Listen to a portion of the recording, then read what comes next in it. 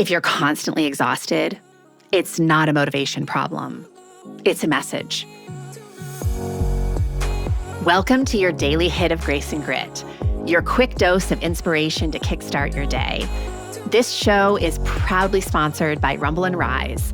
To find out more about joining Rumble and Rise, head on over to graceandgrit.com/ready to rumble. I'm Courtney Townley, and here is today's hit. Exhaustion is often treated like something to override, a weakness to push through or fix with more discipline or caffeine.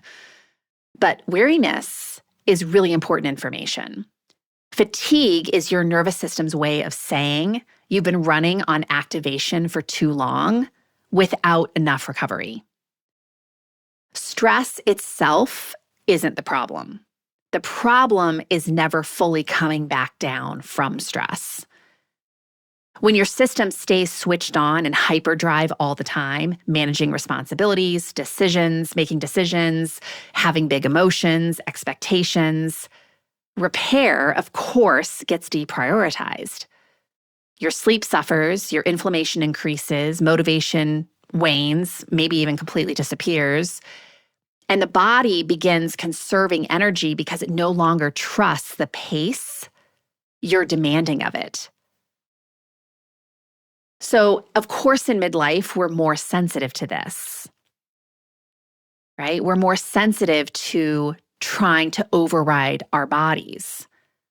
Your body's not failing you in any way, but because your margin for override shrinks at midlife with less of the hormones on board that help you to manage stress, estrogen and progesterone namely, your margin for overriding your nervous system shrinks.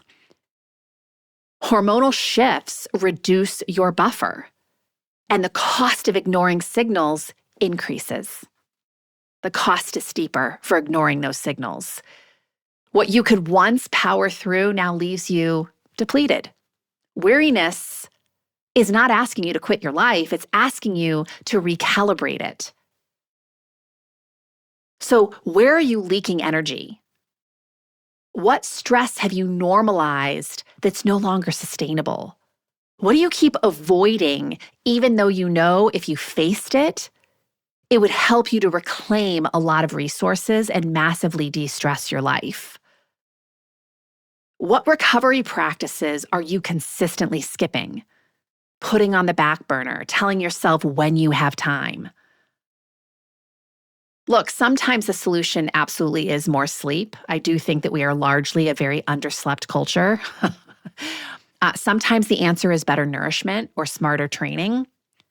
But sometimes the solution is firmer boundaries, stronger delegation, or renegotiating your own expectations.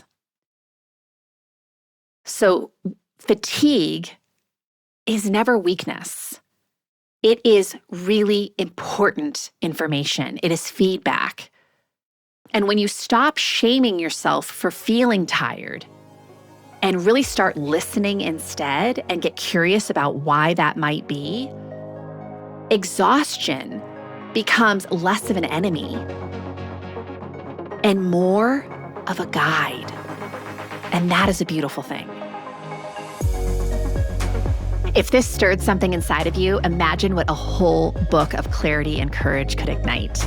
The Consistency Code, a Midlife Woman's Guide to Deep Health and Happiness, goes even deeper into the mindset and practices that create real, meaningful change at midlife. Grab your copy today over at theconsistencycode.com and keep the momentum alive.